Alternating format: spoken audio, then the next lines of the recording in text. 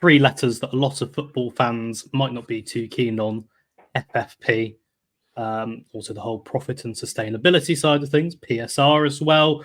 Ipswich are a rich football club. They've got a lot of backing behind them. The ownership group and those higher up have the finances for sure, but there are limitations in terms of what they can do. So in terms of next season, in terms of the FFP restraints, how much of a restriction and I guess a stranglehold potentially could they have on Ipswich?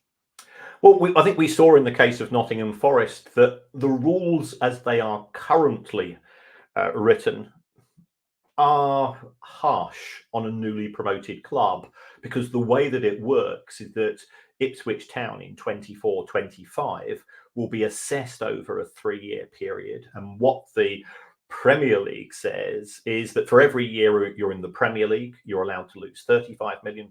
And for every year you're in the EFL, you're allowed to lose 13.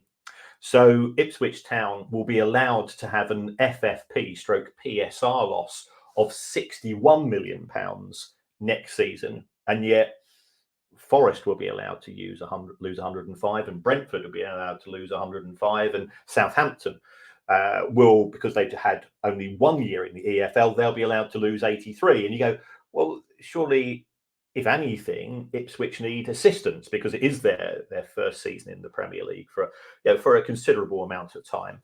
And therefore, it does seem very harsh when you look at the numbers. At the same time, the club will be receiving substantial amounts of money on the back of being promoted.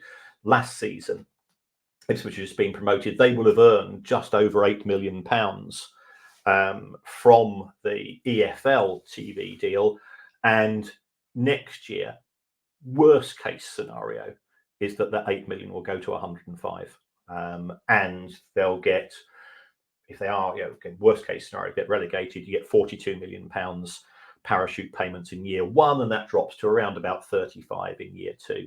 So this is why it's the biggest promotion in English football or in world football.